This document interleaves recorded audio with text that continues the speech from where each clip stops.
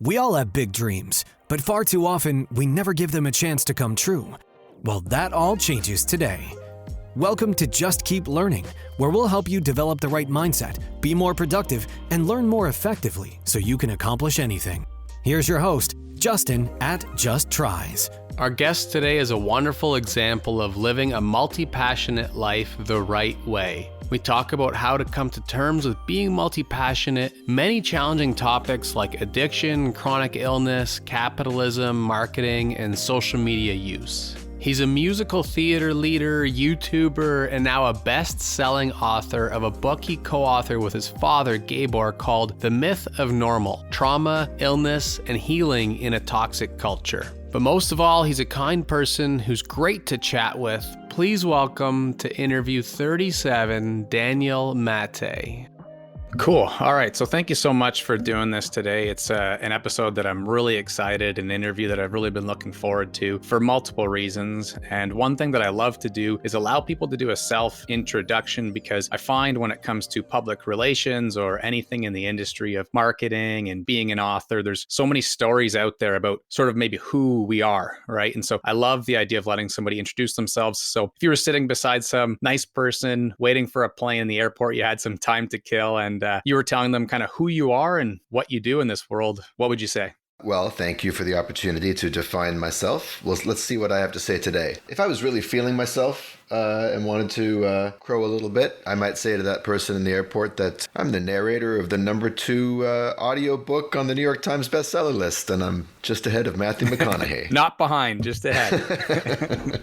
And then I would retreat to some kind of more humble, modest affect because I'd be embarrassed. But yeah, I'm the co-author of The Myth of Normal, which has been rocking it on the New York Times bestseller list. Currently at number 10. Previously it was at number 5. It's number 1 in Canada. Has been since basically we released it. Doing very well globally. Audio is really selling well, and I'm the voice of that. And I'm also, prior to that and continuing past it, I am a musical theater writer. I write musicals. I write lyrics and music. That's something I trained to do at NYU. I have a Master's of Fine Arts in that. Very pragmatic, real-world applicable degree. And I do it because I love it. And I'm working on various shows, always doing development on various projects at once. And I also call myself the world's only mental chiropractor. I can tell you more about that as we go forward if you like, but basically I run a mental chiropractic service called Walk with Daniel. It takes place while walking, most of the time by phone, because most of my clients are not here in Brooklyn, New York. They're elsewhere in the world. And I help people get unstuck, help people align their minds, particularly on current situations where things are misaligned and things are kind of just not budging, and that's uncomfortable. And they want to have a breakthrough or get a new perspective that'll free them up to be their best selves in that difficult situation. So those are the main things I would say. It's a beautiful introduction. I think if we were to be in the airport, I'd have a lot of follow-up questions, and this is great because that gives me a sort of real-world role play. Our plane? Yeah, we got our plane's in an hour. Yeah, our plane has been delayed. Yeah, exactly. Yeah. We got an hour till we catch this plane, and so that all 3 or 4 or 5 of those topics that you brought up certainly are things that I look forward to diving into. One of those things that you mentioned was the book. That's something that no doubt we will talk about, I'm sure. I wouldn't say you're talked out about it, because when you create a book, of course, the job is to, just like a movie, go around and talk about it. So no doubt we will talk about it. Specifically when it comes to that, though, that kind of combines those topics, I'm interested. Did you add a lot of the music lyric connections that were in the book? Yeah, I like to say any pop culture reference more recent than Great Balls of Fire is me. There's a little Bruce Springsteen, there's a little Beauty and the Beast, and some television references too, Mad Men, The Wire. There used to be a lot more. Like I had a Metallica reference in there. There were some hip hop quotes I wanted, but it couldn't all go in there. But yeah, part of my job was to freshen up the prose, make it pop, and make it pop cultural to the extent that that helps people relate, connect it to things that they're familiar with, and that, I wanted to broaden the audience, the potential audience for the book, make everybody feel included, and just make it fun. I mean, right. These are some heavy topics: trauma, illness, and healing in a toxic culture. That's our subtitle. And, we might as well have a good time as we explore these topics. So that was always in the forefront or somewhere in my mind as I was, collaborating with my dad on it. Right. And I have read all four of your dad's. I don't know if I've read all of your dad's books, but I've read the four most popular ones that I can think of, maybe five. And that kind of stood out to me, was that idea of it seeming like it could kind of connect to a wider audience, I suppose. So I really was interested in that. The other thing for me is the idea of kind of owning our own creativity and taking ownership over our work, especially when we're collaborating. One thing that I recognized in doing some research for this show, and as I've gotten to know you a bit as a person, is, you have YouTuber in your bio still, which I love. Please don't take that out. No, I didn't even mention that. I forgot.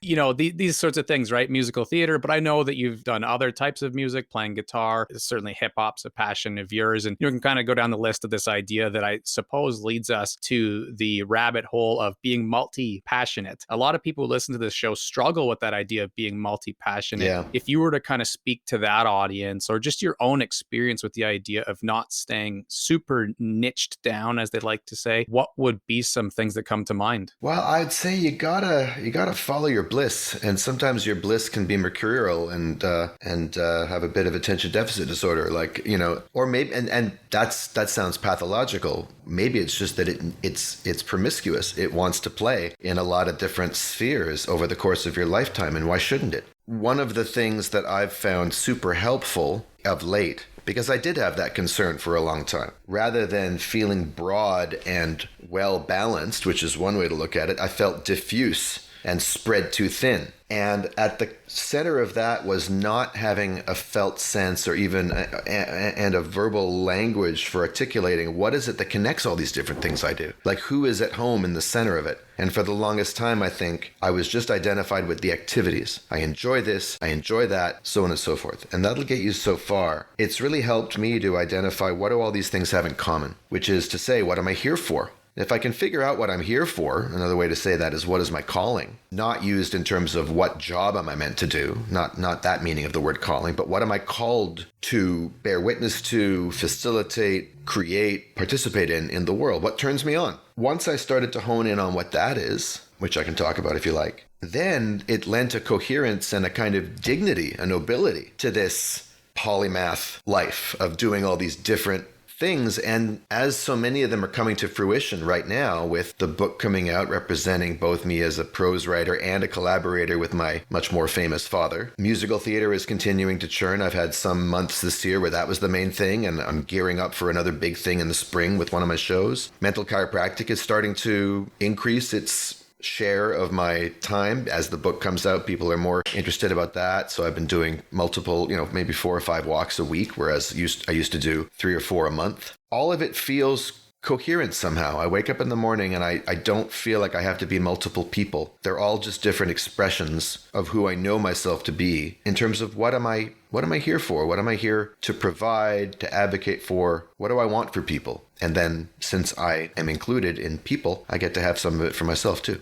Well, and one of the quotes that's in the book is the David Foster Wallace, I guess we could say famous quote, that kind of sentiment. Yeah. Well, whether you put it in there, your dad put it in there, a third party put it, doesn't really matter. I think it's a great addition to that chapter. And perhaps the idea of being a bit of a philosopher is something that underlines some of your work. I don't know. But you said if I wanted you to share what that alignment is and what that is for you, then yeah, please do go ahead. Kind of what does bring those things together? Yeah, well, I mean, certainly, I think both my dad and I are fans of David Foster Wallace's writing. I probably read more of it than he has, although he may have finished Infinite Jest. I don't think I ever did. How could you?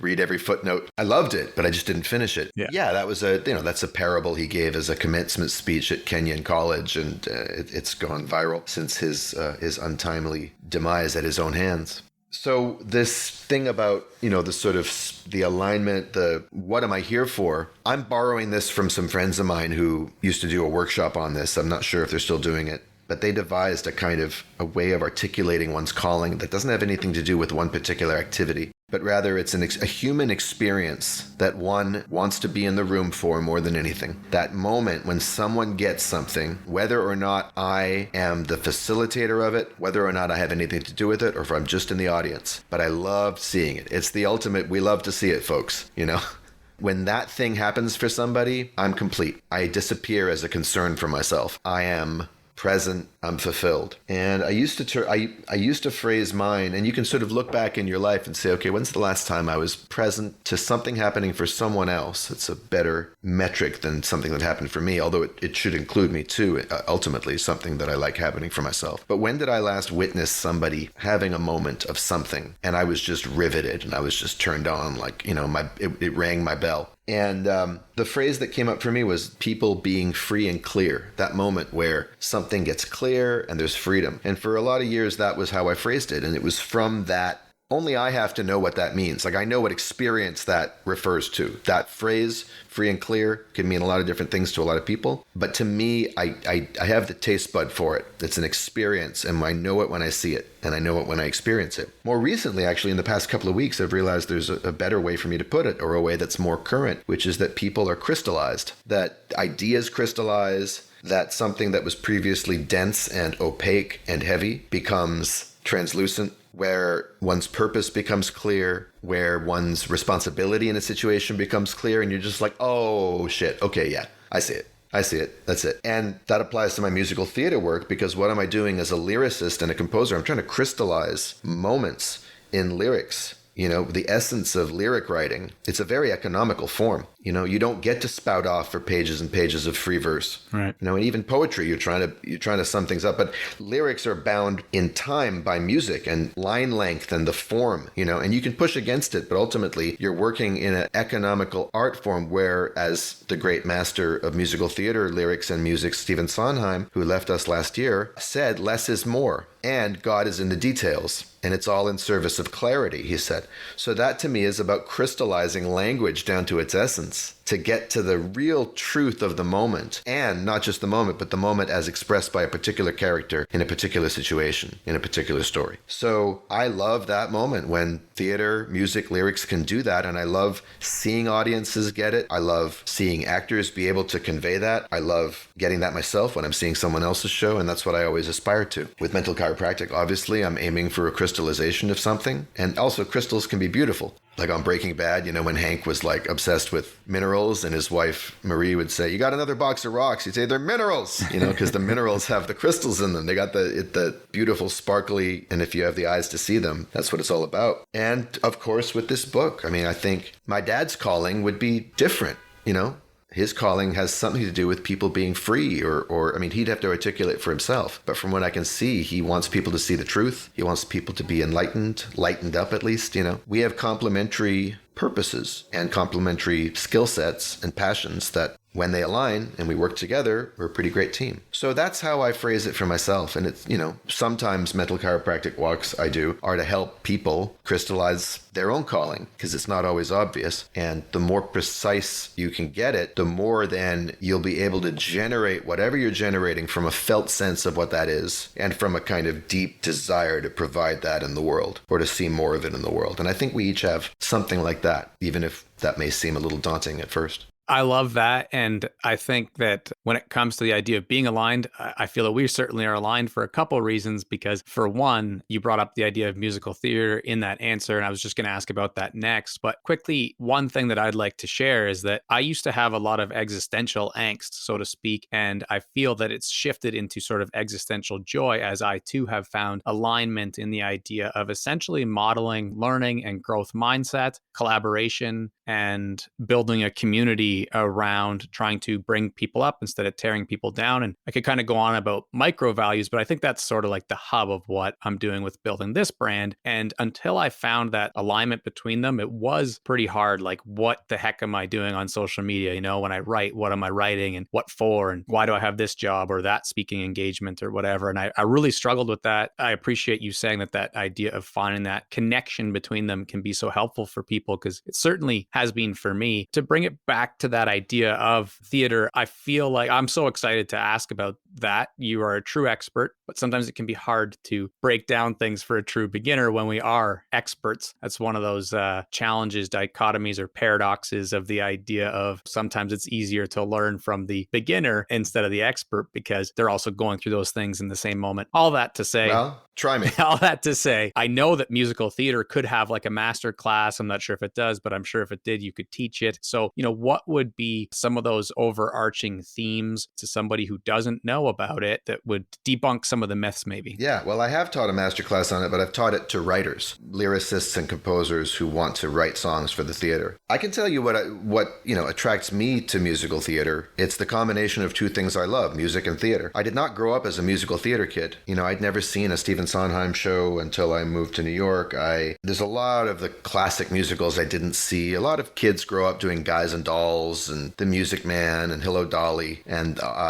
South Pacific and those classic musicals in high school. I never did. I was an actor doing straight plays. And then I was also a musician. I've been playing piano since I was a kid, guitar since I was a teenager. I was more into, and I didn't think of musical theater as particularly cool. And I was kind of into being cool. I was a bit of a snob. So I was listening to Soundgarden and Faith No More and the Beastie Boys and Metallica and also Ani DeFranco and the Indigo Girls and Bjork and Radiohead. But anything but these big, showy, effusive, that Broadway sound just rubbed me wrong. But what I learned is that it's not all about that, and that you don't want to paint with too broad a brush. There are some incredible, groundbreaking, beautiful musicals that have really stood the test of time. I'd say when we talk about musical theater, what we're talking about is the American musical theater tradition. It has its roots in European opera and then operetta. It has its roots even in like minstrelsy and like the sort of Southern storytelling traditions, Dixieland, jazz culture that grew out of New Orleans and all that. And then New York vaudeville, Borscht Belt humor, the Jewish comedians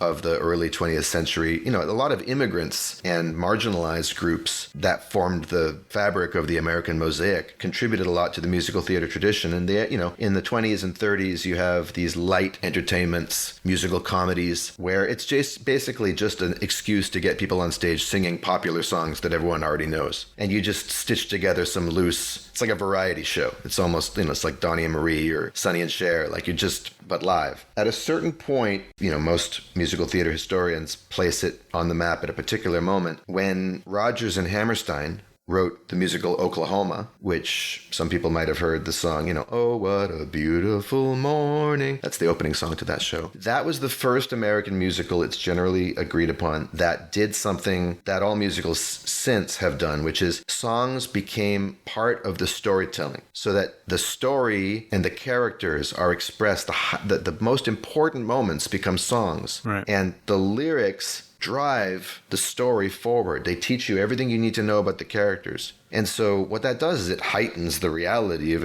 a world in which people could break into song. The cliche is people sing in musicals when they can no longer speak, when the emotion gets too much. And when it gets too much that they can no longer just sing, then they dance. So it's this three-dimensional way of representing these big moments in a story. And some musicals are completely sung through. They don't have any dialogue. It all becomes part of the musical score, which is more similar to the opera tradition. And some of them are called book musicals, where there is a book or libretto, basically a dialogue-like, play-like script that runs through it and from which the songs emerge. And the tradition has gone through many, many different phases. West Side Story, that was a very big, ambitious combination of opera, ballet, and musical theater storytelling, and it was about street gangs in New York. Fiddler on the Roof, telling about the Jewish experience in Eastern Europe, and that actually has become one of the most produced musicals all over the world. You have people in Japan doing it. You have people who have never met a Jew in their lives, but somehow the story of these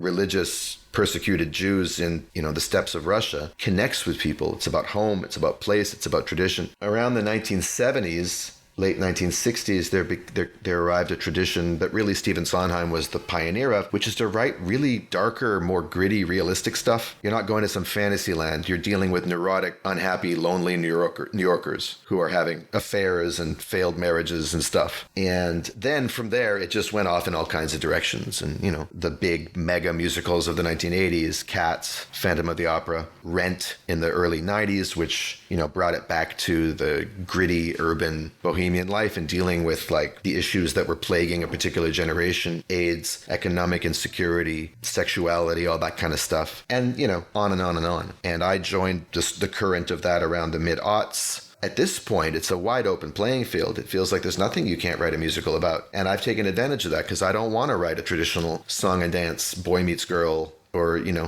plucky small town overcomes impossible odds or something like that show. I want to tell stories that that move me, that interest me. And I want to also bring in music that sounds kind of like the music I love listening to. You know, you can't just, I mean, there are jukebox musicals where you just import, like Green Day had a musical. They made a musical out of the American Idiot album. Alanis Morissette, they made a musical out of Jagged Little Pill. He just tacked a script onto it. Some of them are better than others. It works. You know, it can work. But I'm talking about original musical theater. Most pop songs don't work in the context of a musical theater story because most pop songs are not designed to express what a character is going through in a particular moment. The lyrics aren't specific enough, and the purpose of the music is to make you groove, or it's the kind of thing you want to hear over and over again. That's interesting. A musical theater song, you got to catch it the first time because it's happening in real time and it's part of a story. So part of the craft I've had to learn, and I'll wrap my long synopsis up with this, is that how do I create songs that sound cool to me, that use musical ideas that I love, that find what's theatrical and dramatic in the genres that I love, while at the same time being true to the principles of storytelling, so that the audience is really leaning in and listening to every word rather than just sitting back and comfortably grooving in their seats. That's interesting because obviously they have a lot of pop culturedness to certainly their hits. But when you mentioned that idea of storytelling through music and actually kind of going deep with it, and you have to catch it the first time, it made me think that someone like a Billie Eilish and Phineas duo could make a pretty cool musical because really they've been so true to a lot of the stuff that they've created from such a young age. Mm-hmm. That being said, you brought up the idea of not finding it too cool, so to speak, to do the theater piece when you were younger. I can definitely relate to that. If you were to give some tips, though, on making it something that's entertaining to that audience, or like you said, storytelling, because I know youth know how to start a YouTube channel, or they know how to create a hip hop song like somewhat naturally, or they've figured it out, you know, socio-culturally, how to get into those worlds. But theater could be accessible to someone in their teens, I'm sure, as far as a goal or aspiration. What would you say are things to kind of help them realize that it could be cool, or maybe how they might make something entertaining? Well, I mean, look at the success of Hamilton. Global phenomenon among people who are not interested in American history or musical theater or even hip hop. There's something really exciting about it. Now, I have mixed feelings about Hamilton, some political, some aesthetic, but I can't deny it's a formidable accomplishment. You know, it's like whatever excites you. Do you have a story? It starts with the story. Like, what story do you want to tell? And if you have a story you want to tell, could songs enhance it? Does it need to sing? Or would it work better as a play, or as a radio play, or as poetry, or as a novel, or as a short story? Right. Content dictates form. That was the other dictum of Sondheim, which means you can't know what form to put it in until you know what it is. You have to really know what it wants to say. And then a form will suggest itself to you, whether it's visual or performing arts or anything else. And if someone is going to choose to do musical theater, then I'd say see as much musical theater as you can. Figure out what you love. Figure out what you hate. Figure out what mistakes you don't want to make. Figure out what rules seem to apply and which rules you're interested in bending or breaking. But get to know it. I've had to humble myself. I like being the smartest guy in the room, and when I arrived at grad school, I was not. I mean, I was smart, but I wasn't the most knowledgeable. There was a lot of people in that room who were much more steeped in that culture than me, and I was intimidated. First time in my life, I was intimidated as a straight guy. You know what I'm saying? Like, all of a sudden, I was in the minority, and that was really productive for me because I had to learn to listen and collaborate and admit what I didn't know. And then at a certain point to trust my own instincts and to find my own way of adapting my songwriting style to match the function of storytelling. And I just kind of followed it from there, and I didn't concern myself with writing something that's going to be entertaining for people. I've always tried to write something that I like. As far as I can see, my favorite stuff is created by people who create something that they would love to see. And then it finds an audience or it doesn't find an audience. And some shows flop out of the gate. They close after 15 performances, and then they go on to have a cult life for decades after because people recognize in retrospect how valuable it is. A very good friend of mine has a show on Broadway right now that won the Pulitzer Prize and the Tony Award this year for Best Musical. And this is a show that he's been working on for 18 years. And for 16 out of those 18 years, there was no way this thing was ever even going to get to off-Broadway. It was just this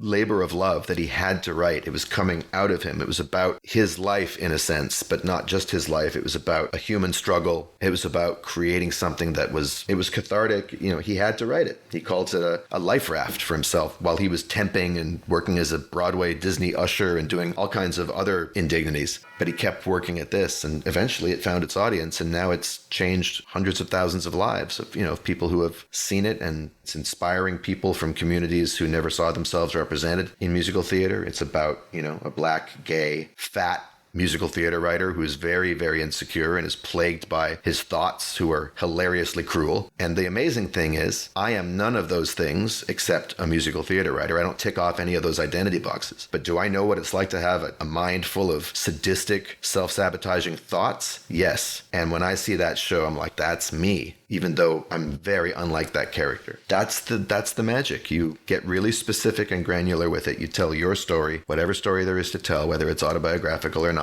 and you have no control over who's going to relate to it. But there is something magnetic about someone being truthful. Right. And if you can write good songs and collaborate well, because not everybody can do everything. Some shows I write music and someone else writes lyrics. Actually, that's not true. I've never written a show that way. Sometimes I write lyrics and someone else writes music. Sometimes I do both. Sometimes I write the script. Sometimes I collaborate with someone on the script. If you can play well with others and know your strengths and know what the story needs, and I hope these principles apply to other disciplines too, you know, for the people listening, then you're doing your work. I'm sure they do apply. I mean, there's so many things, so many connections. And what always happens on this show is I'm probably 2% through all the kind of concepts that I knew would be great to tap into your beautiful mind on. And yet I can still keep going down the musical theater road, at least for a couple more questions, because, you know, there's just so many connections. But first, I want to ask, what is his show called? His show is called A Strange Loop, and it's on Broadway now. And if you get to New York City, I can't recommend it enough. And if that's not realistic for you, the cast album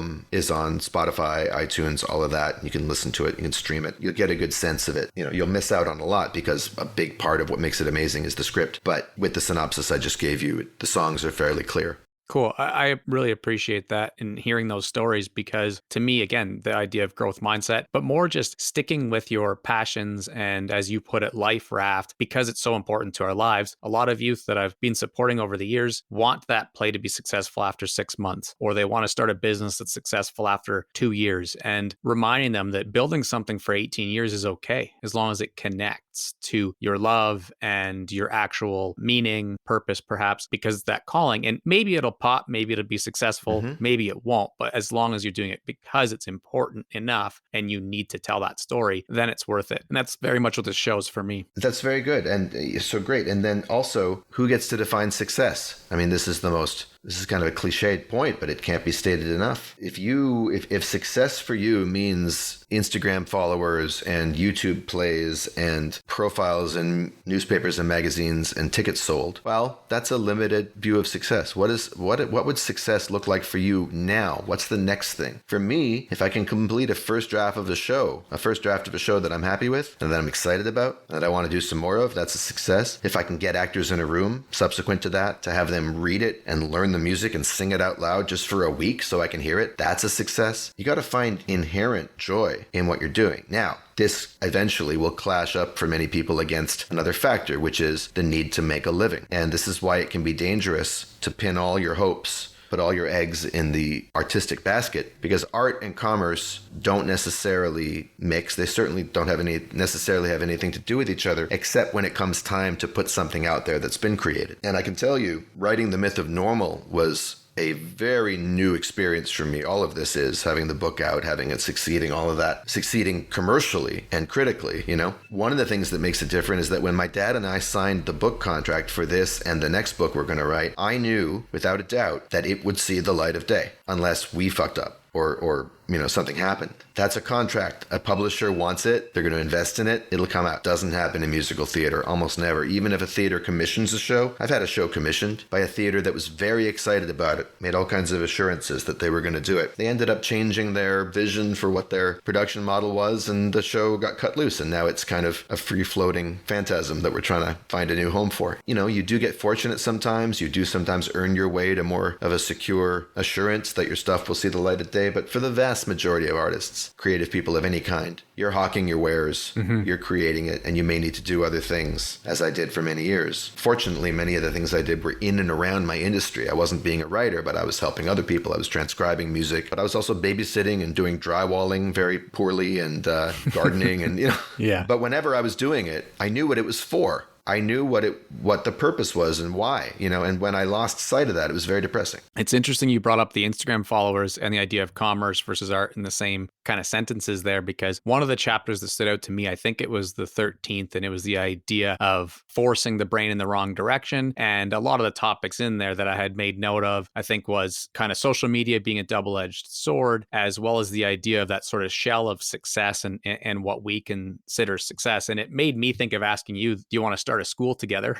And the other thing that was in there was the idea of play, right? The art of play, the ability to allow kids to explore and play. So it's sort of play, what's good about social media, what's bad about it, and then this shell of success. Yeah, well, I don't think we have much to say about what's good about it, quite frankly. That chapter is about how our society literally is forcing the brain in the wrong direction, how this toxic culture so misunderstands or disrespects the developmental needs of children that we have an area called a discipline or an industry called neuromarketing, where there are people whose job it is to understand brain science so they can exploit it to sell stuff to kids at increasingly younger and younger ages. Now, social media can connect us theoretically, but the people creating it have much more cynical aims, I mean, not to be doom and gloom about it, but you got to be awake to the dangers of these things. And look, I'm 47 years old, and Instagram, there are days when it rules my life and it sucks. Imagine what it's like for a 12-year-old who's desperate for friends and trying to find themselves sexually or whatever else. For sure. And I was going to say that it was so beneficial to have been able to connect with you through these opportunities. I'm here in Ottawa, Canada. You're in New York. I can send you a message, even a voice note. It's convenient. There's the benefits to it. That's true. I have my own personal systems to make, and again, I'm aware because I've read books like this, right? And those sorts of things. But so many people who are listening aren't aware. I know that you just mentioned the neuromarketing. What are some other things that maybe you would suggest, or have you found success with being able to make it a small part of your life? No, I would not hold myself out as an example or an expert on how to manage social media, except to notice how you feel when you do it. Look, currently there's a lot of eyes on the book. People are excited about it. Part of my job, I think, to promote it. It's nice to get praise. It's nice to hear that it's connecting and making a difference for people. So I'm allowing myself a certain leash to just do that right now and not worry about it. I mean, I remember in the sort of peak of Facebook, which was, in the early 2010s before Twitter took over, I was using Facebook as a dumping ground for all my deepest insecurities and fears and just deep sharing, which I would say was a sort of pseudo authenticity. It was like a facsimile of really living an authentic life, because I could get an instant response, instant validation, and I could be more candid than anybody and more searching and more insightful and cleverer. And at a certain point, I just cut that out. I'm like, what am I really getting out of this? Am I connecting with the people I really care about? Most of the people who are liking this, I barely even know. And I noticed myself, I actually had a term. I was like, I have high value targets and low value targets. Listen to this language. I sound like a drone operator, but I was looking for certain people to like my shit. Right. And if certain other people liked it, it's like, wow, that's worth less. It's like, it's like the properties on the first side of the Monopoly board, as opposed to like Park Place and Boardwalk, crazy, turning people into commodities, and just consuming this validation. And of course, that's dopamine. That's a drug. That's the same drug that sex addicts get used to. It's the same drug that cocaine addicts get used to. They're not after the cocaine, they're after the dopamine. And if it's not sourced in a sustainable way, if it's addictive and it has negative consequences, then there's going to be a crash. So I had to start noticing the crash. And at a certain point, I just got sick and tired of it. So how can I use this as opposed to letting it use me? Sure. I don't have any practical tips to give anybody, because I am just as likely as anyone else to fall into it. And, I've been thinking in the past few days that it's time to start imposing some restrictions. But I mean, I guess one metric is, am I getting everything else done that I need to do? Am I fully present for it? And if I am, then at least it's not bleeding into other parts of my life. but it's a problem. Yeah, that plus being aware of it, I'm sure, are two kind of helpful boxes to check. Just talking about it is helpful to anyone listening. Again, with that sort of shell of success and how outwardly society rewards a lot of these things. I was on Instagram yesterday, speaking of which, and saw a post that someone pretty famous as an entrepreneur, real estate dude, blah, blah, blah, had posted. And he said that he wanted his audience to know that the reason why he's starting to share all of his wins, like, you know, the fact he has a Tesla and a mansion and blah, blah, blah, and a nice watch, was because one of his mentors told him that that's what's going to help him get through to his audience, because they're going to aspire to also achieve those things. And it was incredible to see the, I don't know, maybe thousands of comments that were underneath it, you know, saying, yeah, that's amazing. Thank you for inspiring us and motivating us and all this kind of stuff. And even just looking at that reminded me of how important it is to try and get more messages out to youth who will see that post and be one of those thousands of people who, again, that's why they make certain decisions, as opposed to because things actually matter to them. And that's just fascinating to me, you know, and again, it goes back to maybe that dopamine that you talk about. Well, and it goes back to the values of our culture. I mean, I can't quite tell from your description if you're talking about that as an admirable thing. I think it depends on your vibe. For me, people flaunting material possessions, I scroll past it. I don't care. You know, real estate, entrepreneurship even. Like, I guess I am an entrepreneur in a way. I undertook something and I've got this mental chiropractic thing, but I don't treat it like an entrepreneurial business, and I don't follow entrepreneurs. I don't speak that language. It turns me off. That's just me. I'm looking for authenticity. I'm looking for complicated thinking. I'm looking for new ideas. I'm looking for humor. And I find capitalism has the tendency to ruin everything. Right. Which is not to say don't go into business. I mean, the fact is I live in a world of business and of capitalism, and I'm at the receiving end of many of its goodies. You know, I just don't like to get my hands dirty with it. So it's unlikely that I'm going to invest in real estate or things like that. It just doesn't turn me on. There's nothing about it that rings my bell. If it's different for you, then great. I mean, you're playing a big game. You're pushing your limits. You're communicating with people, influencing the world in whatever way. Yeah, not an admirable way at all in my case, and in fact very much the opposite, but without wanting to slam other people, because like you said, everyone, you know, do your thing. Yes, okay. But showing the planes and all of that stuff to flex when your particular target audience is youth, it just reminds me, I guess what I'm saying, of trying to market to young people, neuromarketing as far as like online goes, like, hey, you can be a millionaire because I can teach you how to create this business model, or, you know, sell an ebook and be a billionaire in a week, and all the kind of stuff that kids scrolling, wanting to start businesses or wanting to pursue, even hip hop, right? There's probably someone out there saying the same thing. I'll sell you my course on how to be a hip hop artist and succeed in 6 months, or blah, blah, blah. More, I was saying, it frustrates me. Yeah, well, what did Black Thought of the Roots say back in 1999, I think? He said, the principles of true hip hop have been forsaken. It's all contractual and about money making. That was 97, actually. Yeah. In the song What They Do, long before he was on the Jimmy Fallon show and Questlove was doing Ice-T commercials. Not Ice-T the rapper, but Ice-T the product. The drink. The drink. Yeah. You know, can't knock the hustle, as the Jay-Z song goes. But I mean, I just don't really I can't see myself having any authentic part of it at this point. And that what that person said, what their mentor told them, is just such a strange thing to say to me, because, you know, that you got to do this because that's what's going to influence kids. Well, why do you want to influence people? What do you want to influence them to do? Hitler was an influencer. Napoleon was an influencer. Genghis Khan was an influencer. And so was Jesus. But of course, Jesus was a different kind of influencer than most of the people who have been spreading his message ever since. So it's like, what's it for? What are you actually here to promote? Are you here to hand down more of the gospel of grind set for the sake of accumulating more stuff? Right. Okay, well, you can own that. But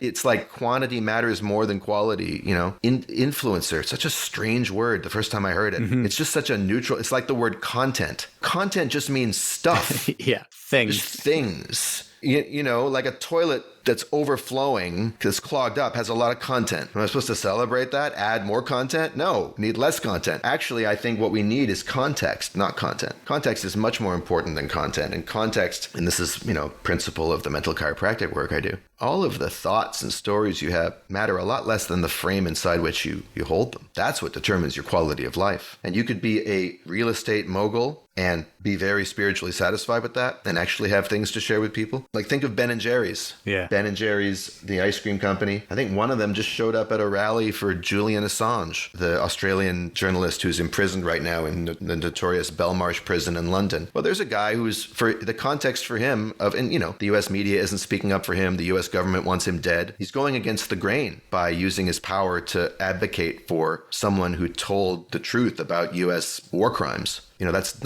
not going to get you friends in Washington or in Forbes magazine. But for him, the context of being a mogul and an entrepreneur is that you have a platform to advance values that matter to you, no matter the cost to your reputation or your material wealth. Right. Someone with a context that's just about money and acquisition and more is better is going to have a very different experience of life. And we have plenty of evidence to say that some of the most powerful, wealthy people in the world are miserable. And many of them were miserable before they became powerful and wealthy. And the power and the wealth is an attempt to fix that, and it never does. We have a chapter about the trauma in our politics, and we look at 4 different politicians, Stephen Harper and Justin Trudeau in Canada, Hillary Clinton and Donald Trump in the United States. We could have named any others. A lot of these very powerful, charismatic people had miserable childhoods, really, really difficult, which they coped with by developing winning personalities. And then they win on the strength of their personalities. They market their personalities. They brand their personalities. They connect with our trauma and our desire for a strong daddy or a compassionate mommy, our desire to believe that the government is acting in our best interest or that we're strong or proud or whatever. And then they go on to huge levels of power, and they end up enacting policies that further traumatize people. Yeah, that's quite the cycle. It is, and Trump may die an old man, but he's not going to die happy. That's not going to end well for that guy. I was just going to say less about Trump and no, I'm kidding. The idea you mentioned content and context, and I kind of love how you put that. And so kind of brings me back to that book. We've brought it up a few times. Obviously, it's what initially connected us, right? I'd be lying if I said otherwise. And so the idea of creating that book, how did it come to be that you became a co-author of it? And if you were to summarize what the myth of normal means, massive question given such a rich book, but how did the book come to be and what's it about? Yeah. So my dad has 4 previous books about various sort of smaller topics: attention deficit disorder, mind-body health and the influence of emotions on disease, parenting and peer orientation, and then addiction. And there was always going to be this 5th one, which is going to be his magnum opus. He hasn't written one in like 14 years. And he wanted to do something about society as a whole. And it was originally going to be called Toxic Culture: How Capitalism Makes Us Sick. I come from good socialist stock. My dad was a student radical in the 60s. So, we grew up with a critique of the capitalist system itself. Not that we're suggesting that like communism would be better or something, but that there are things embedded in the capitalist ethic, at least the way we do it in this society, that are not good for humans and living things. So he really felt he had this book in him. He also felt really daunted by it. And for 6 years, he tried to push that boulder up the hill, and it kept rolling back down. And he gave up several times. And then finally, he came up with a new title for it, which was more uplifting, more interesting, more intriguing, more thought-provoking: The Myth of Normal. And at that point, he tried to write a book proposal, and he sent it to me. Now, I had edited his stuff in the past. I read it. I thought it had a lot of good stuff in it, and I had this vision of what it could be. I said to him, I'm going to need to seriously rework this to the point where I'm going to need to be your co-author. I'm not going to edit this one in the background. I got to come out from behind the curtain. And he said, I was hoping you were going to say that. Nice. So I came aboard out in the open,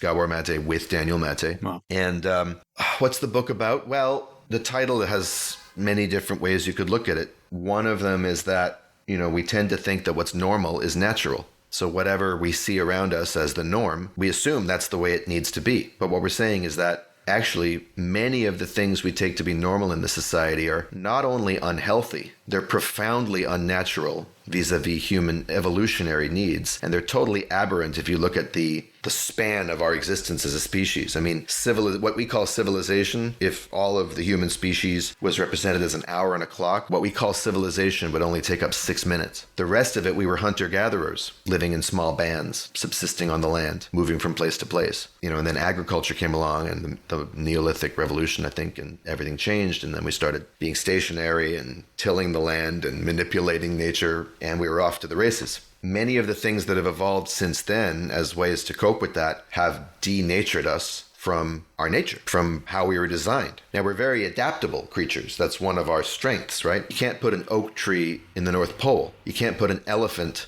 I don't know, on top of a mountain and have it survive. Human beings can exist in all kinds of different scenarios. One of the curses of that gift is that we're able to get used to a lot of stuff that isn't good for us. And one of the things human civilization does is it justifies getting used to things to the point where every society has a certain kind of internal propaganda system that's very subtle. It's not necessarily deliberate, but it trains people in its own image. It trains people to conform to it and to not think that anything else is possible. And in our society, we're not compelled at the barrel of a gun. We're compelled through education and indoctrination and the way we're raised. So another aspect of the myth of normal is that, there's healthy people and then there's unhealthy people, abnormal people. But actually, we're all walking wounded because the way people are raised in a stressed, atomized society where the nuclear family, which itself is, that nut often cracks. Even the idea that it's just this self-contained unit within the home is, again, aberrant with respect to our long history as a species, creating isolation, stress, loneliness, the traumas induced by generations of violence, war, oppression, subjugation, the trauma that's carried by the descendants of the oppressed, the trauma that's carried by the descendants of the oppressors, as Resmaa Menakem has written about, that both in the black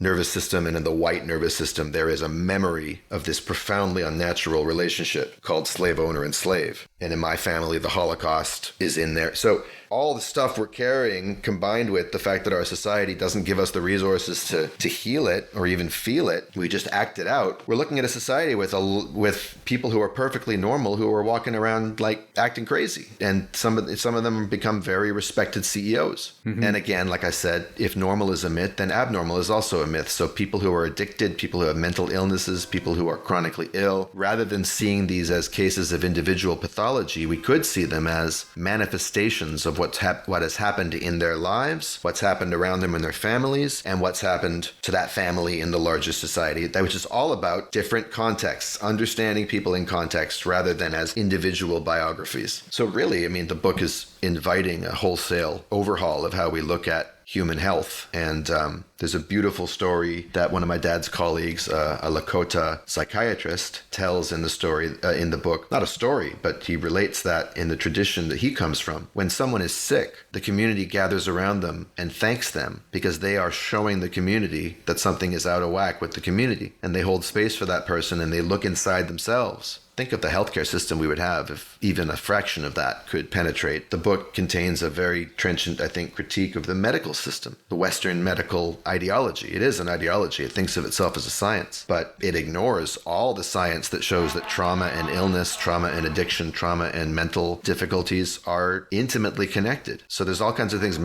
Western medicine does not want to see, even though it's staring it right in the face, and there's hard scientific evidence for it. And that's considered normal. The Matrix, right. The movie The Matrix, you could sum it up as normal is a myth and a dangerous one, and something else is possible, but it's gonna take something. It was very emotional for me to read because having lost two brothers who each struggled with autoimmune in their own way, one was a little more struggling with autoimmune, and you could argue, or at least Western medicine would argue, that that's what he died from, and the other addiction a little more, and that's essentially what he died from. But they're so similar. And back to the idea of pathology and mental illness, addiction, and autoimmune disorder, it's interesting to me, having read When the Body Says No, as well as In the Realm of Hungry Ghosts, and feeling like when I read those, my personal experience was that this is amazing because once the teachers that I work with, once the doctors that I work with, once the parents that I work with all understand this, society's going to get so much better. One of the things I've realized, like you said, in the last 14 years, and now reading this book is, and maybe this podcast will help things like this, is that trying to get that sort to the grassroots. And especially because we're talking about parenting oftentimes in utero to 4 years old. We also have an adopted daughter whose birth mom really struggled with addiction and, as we call it, mental illness. And so those early formative years, like, how do we get it to those parents? Because a lot of them aren't going to pick up these books. They aren't even at a place that they can right now. And so that's something that I'm mostly thinking out loud. But to bring it to a question to you, you can touch on that certainly as well. But also, I know something that you mentioned was that you aren't the doctor who wrote the book. You're the co-author. You're bringing your personal creative to it. But I know moving forward, you will go do more and more talks like this. I'm sure you can do events and all these sorts of things. The sky's the limit for you. What are some of the topics that you like bringing your own personal input into the most?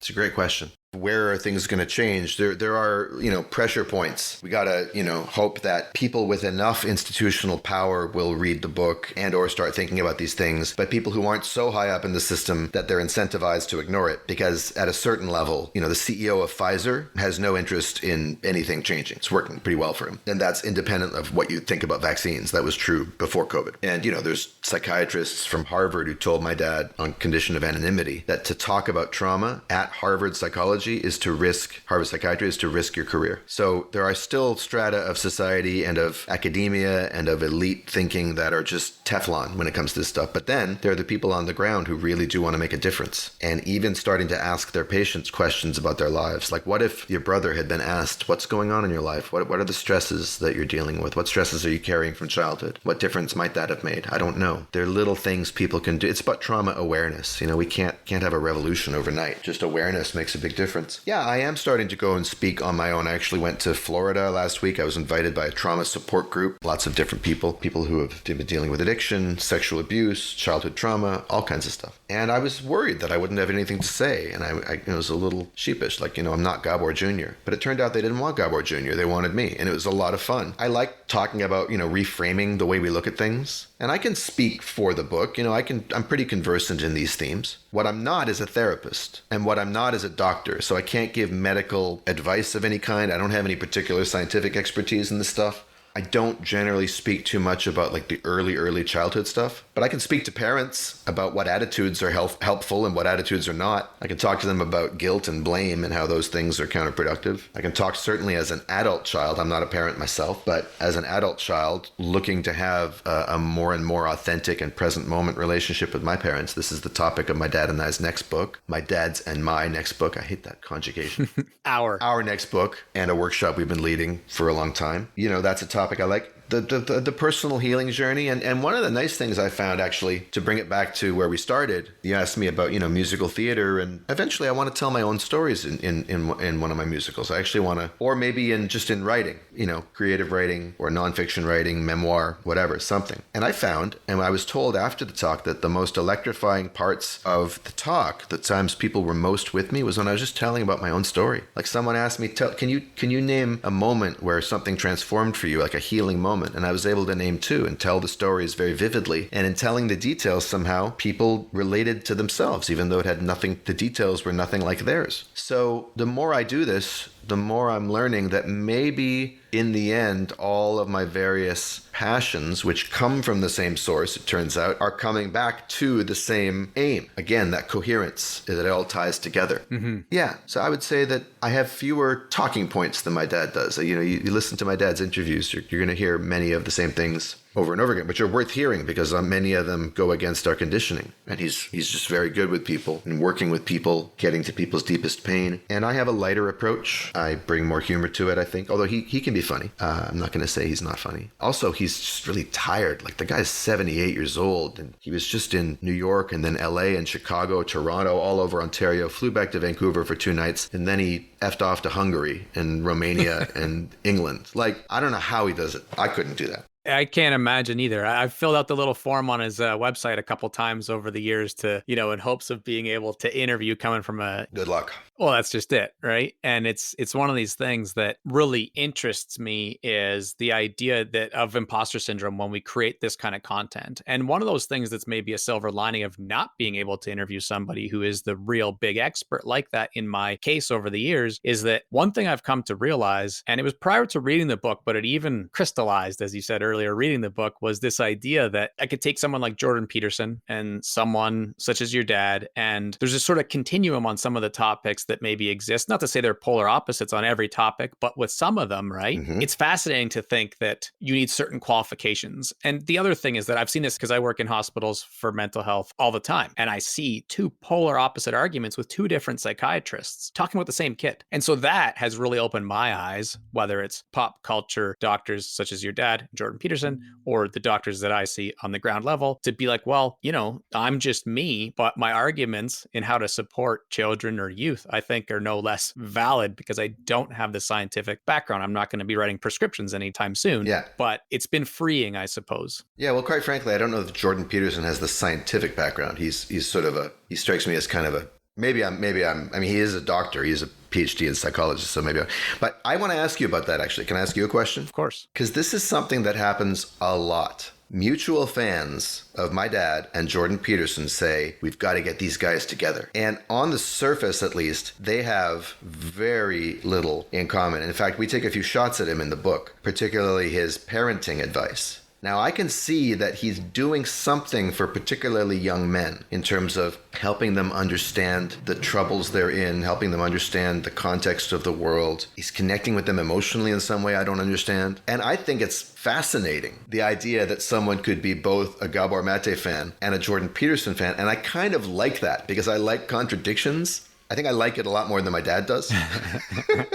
Yeah. But I've imagined what would that look like and who would the moderator need to be if they were going to be on stage together, because they're just going to really disagree on some things. But why do you think it is that some people find themselves drawn to both? I mean, I didn't know that it happens, so I'll preface it by saying I'm certainly guessing, but my short answer is that everybody has their own algorithm. This probably isn't by reading books, I can safely assume. So this is YouTube Shorts or Instagram Reels or something of that sort, TikToks that people have stolen and reshared, and then maybe listening to the Rogan interviews. Yeah, exactly. Like all these micro clips that end up on the internet and potentially going viral. And then from that, what are you truly getting about a person's overall story and character and actual beliefs? I think they can be kind of watered down sometimes. They're the buzz clips, the buzzwords that got the 1.4 million views and not necessarily the deeper stuff. So I don't know that they would be fans if they read In the Realm of Hungry Ghosts, and then compared that to a clip from Jordan Peterson. Although I will say, his rules of life also was not what really shows up too much in terms of the character that he plays in social media, or if it's him. The other thing I'd love to add is that I've always said I interviewed Sister Helen Prejean, who has worked on death row for 40 years. And she agreed with this. I can't remember if it was on the show or offline, but we talked about the idea that I could go interview one of her clients and that would create an incredible show just as well. Put those two episodes side by side, the person who works on death row, the person who's serving death row because of their heinous crimes. And you're still going to have a lot of really interesting stuff. Yeah. The other thing that I'll mention quickly, because you got me on it, is no intention of talking about Jordan Peterson coming into this episode, but you mentioned that he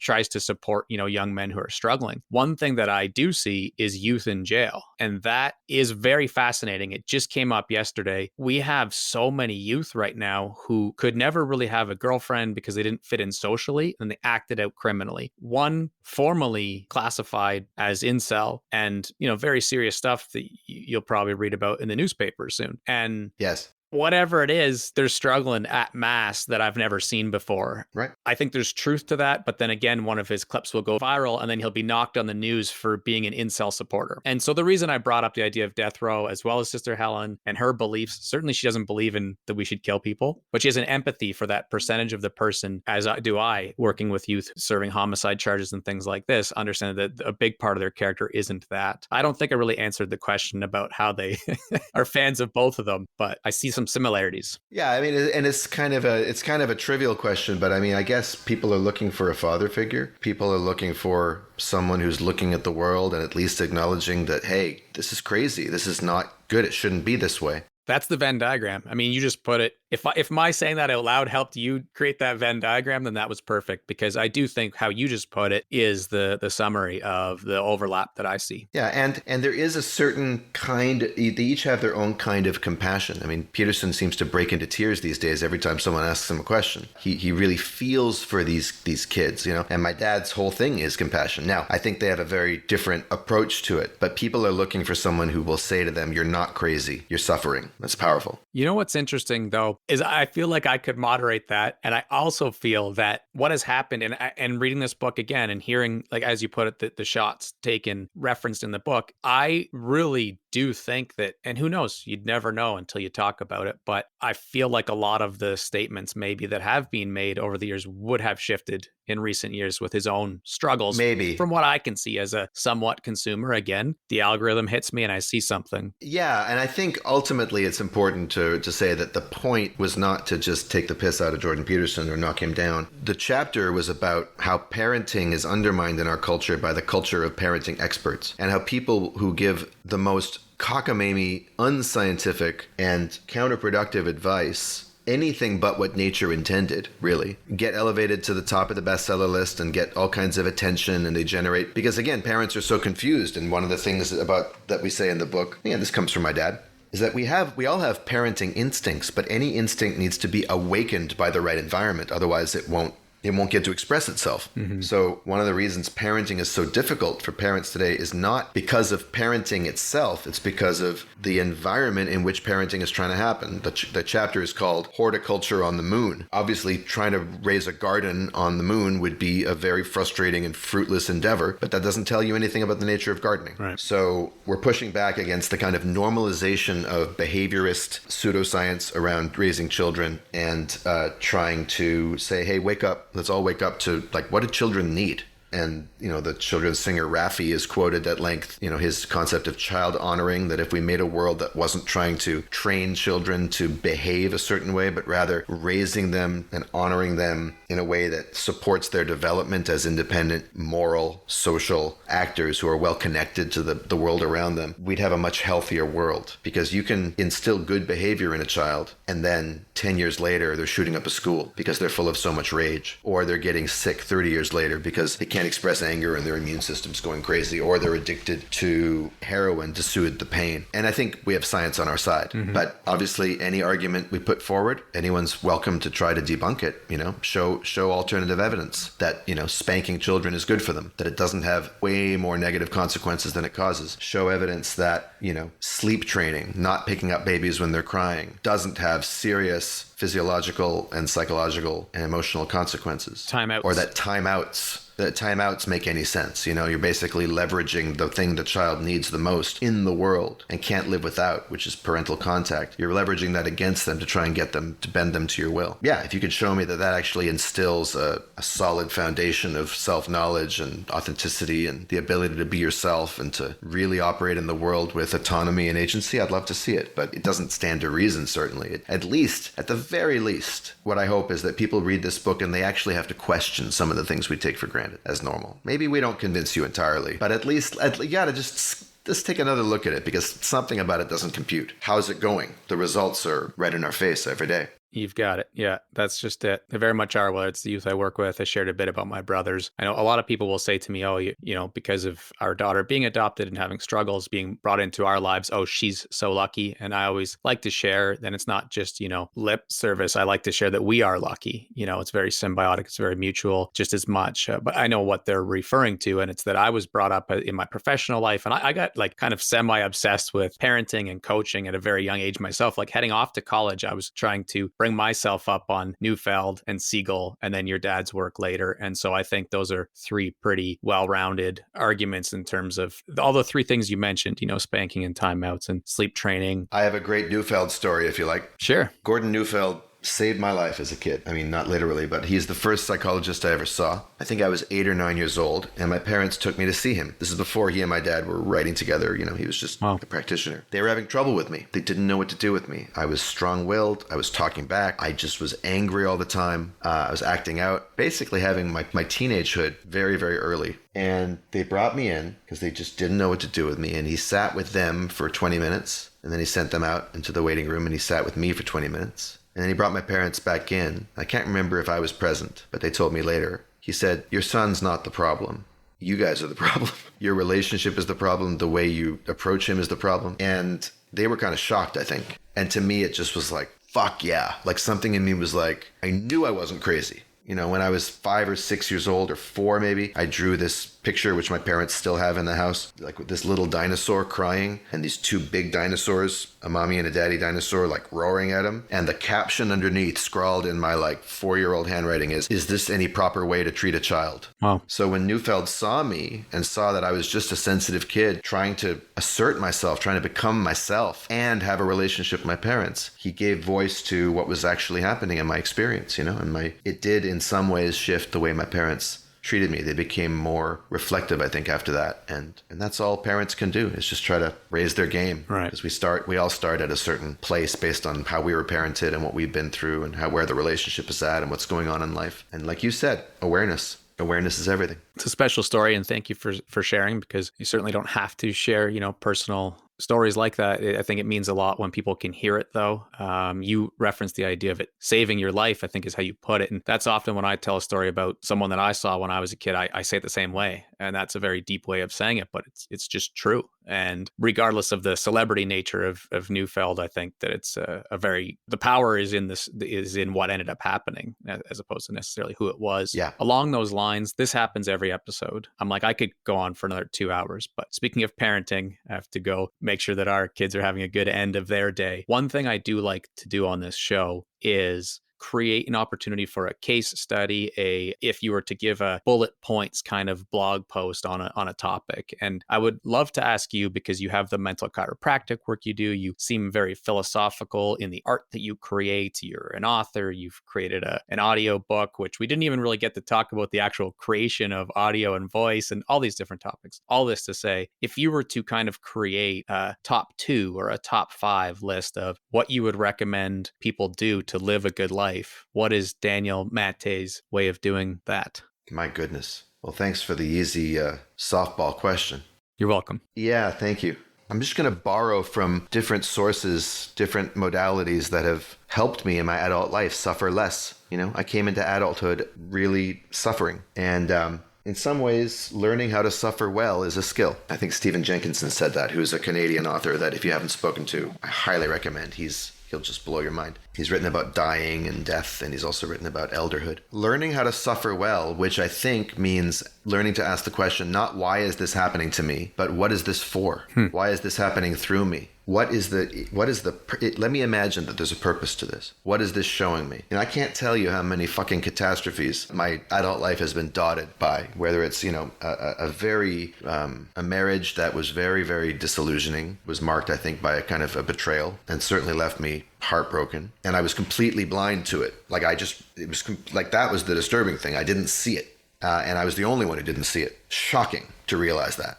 Well, what's that for? It was a fast track to realize, whoa, I got some blinders on in life. I must be really desperate for something if I can overlook this much evidence. Wow, I was underestimating how hurt I am. Last year, August, September, I was in a Mexican immigration prison because I overstayed my visa in Mexico for 3.5 weeks, and I got COVID in there. What was that for? Well, it had its purposes. It woke me up to some things, and it trained me in being with myself and observing the ways I cope under stress. So that's number 1. Learn how to suffer well. If you're going to suffer, get the most out of it, which doesn't mean prolong it, drag it out, but don't resist it either, because what you resist persists. Mm-hmm. Again, it's not the content, it's the context that makes the difference. So what context are you holding all of that suffering in? Is it, I'm a doomed piece of shit who God hates or forgot, or nobody loves me and I deserve this? Or is it, I'm a human being having a human experience who's growing through hardship?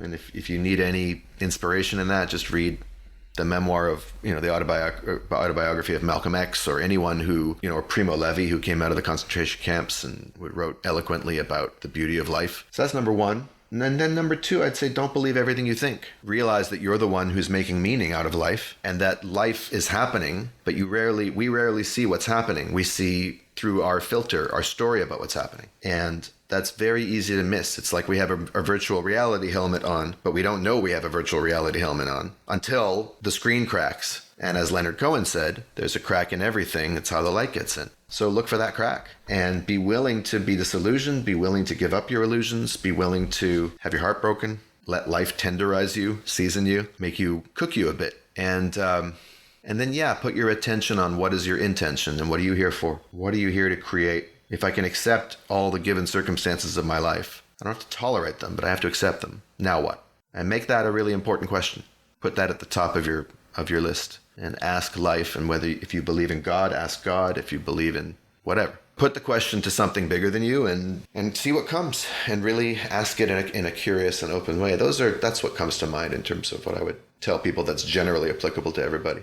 Well, I know you were teasing a bit and saying thank you for the easy question, but you certainly hit that ball out of the park. I mean, there's really no wrong answers, which I think is nice, but it's just, I think when you are such a well-rounded person who does so many different things, hearing what your advice to people who maybe are struggling, just some things, because it could have been anything, but either way, whatever it was, would be helpful. And I think you really created pretty much a mic drop moment. One thing I do like to do towards the end, though, is allow us to pass the microphone over to you and just say, along these lines, or if you were to mention something that you thought my sharing might help, what's a question that you may ask me? What is doing this podcast teaching you? Like, what's the curriculum for you as you grow and develop this? You clearly, it started from a certain seed and it's gotten to a certain point. Where has it taken you that maybe you didn't expect, or where do you see it? What's it for in your life? Thank you for asking that. I can say as well as you did that thank you for the easy question, because it's I feel like I could do an hour-long masterclass on some of the things that have happened. Now you're welcome. Yeah, exactly. But I'll mention whatever just kind of comes to mind first. And one of them I hadn't expected to come to mind until you asked it was when I first had started this show, I thought that whoever the guest was really, and this is funny because it could come across as a diss to you, and it's not meant that way at all. But I used to think that whoever the guest is really matters, in that I thought I need to get a certain type of person or people who have this number of followers or these sorts of things. Like, I think a lot of people that start out with interview shows are worried about how they're going to get big guests, to use air quotes. And in doing the show, I've realized that every person has such incredible stories to share, and also just like straight bullet point knowledge and wisdom that can be helpful to the listeners. There's such a stupid newfangled word for that. It's a good get. There you go. Anytime you turn verbs into nouns, this corporate speak, it's just so, he's a good get. And it's like what I said about social media, high value targets, low value targets. And you're actually seeing that everyone has jewels to drop if you ask the right questions. Yeah, exactly. Yeah, awesome. What else? You've got it. And then the extension of that, to your point, if you ask good questions, is just developing skills as an interviewer. And maybe I would even rather put it as a listener. The trick is when you're creating a podcast, you have to ask a question or guide something in some way, shape, or form, as much as I'd rather just say, okay, here, you talk, and I'm going to listen for an hour. But I do think that that's one of the most important points if I was sharing with someone starting a show, is it's not about any of these kind of like random crap that we can think about. It's about just being a good listener, and then your show will do as well as it will do. But being a good listener is certainly where to start. That is Rogan's primary skill, isn't it? That's Rogan's gift. Mm-hmm. I've never seen anyone listen the way he listens. They're just kind of curious. Like, I don't, like, whoa, like, and if he disagrees, he'll like push, like his interview with my dad was freaking amazing. It was just so good because the listening was so curious and genuine, and he wasn't fawning. He wasn't trying to sound smart. He was just really trying to just have a conversation. And I get that vibe from you too. Like you just want to sit with somebody and listen and then reflect and bounce off of them. I'm not a very good listener. You might be able to tell. I interrupt. I'm eager. This is why I like the mental chiropractic work. I don't have to be this patient therapist. I'm invited to interrupt because we only have an hour and a half and we want to get to the bottom of something. It is a skill I could develop more. For sure. But it's why I'm not a podcast host. Sure. I get it. All that is bang on, I think. And I appreciate the compliment. I do think that that's something that I would add and also why I do have more of a goal to make it full time, whatever needs to happen on the business side of things, because that's kind of the other side of the sword. But whatever needs to happen to make that, is the reason for that is I know that I could be even more present if I was able to make it more of a percentage of my day. All that to say, thank you for the question. I got to run to grab my kids, and it's just the timing of it not being a full-time thing, and it is what it is. Yeah. But I would hate to not ask, where and why might people want to find you online?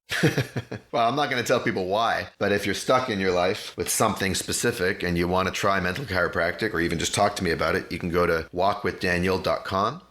If you want to hear my musical theater stuff, go to danielmate.com or my YouTube channel. I have a YouTube channel I didn't mention, but I think you referred to it, called Lyrics to Go, where I break down lyrics of all kinds by all different kinds of artists, from Metallica to Liz Phair to Juice WRLD. And that's on YouTube at Lyrics to Go. And just see you around campus. I mean, I'm on Instagram, Daniel B. Mate, same thing as Twitter. Last name is spelled M-A-T-E, like mate. That's it. And check out the book. Oh yeah, The Myth of Normal. Right up there, like you said, ahead of Matthew McConaughey. Pretty cool to see. On the audiobook list, we still got to catch him on the hardcover list. So watch your back, Matthew. We got some work to do. Well, you mentioned Juice WRLD. That's a great way to sum up this conversation and the YouTube channel, because I want to watch more of the episodes that you create. I think it's great what you're doing. I wanted to talk a lot more about lyrics and lyricism and the idea of storytelling through music, but maybe we'll do that in a year from now or something like that.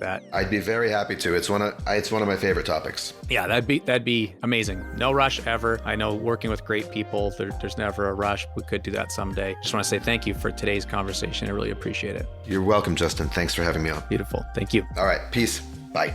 Talk soon. Okay. Bye.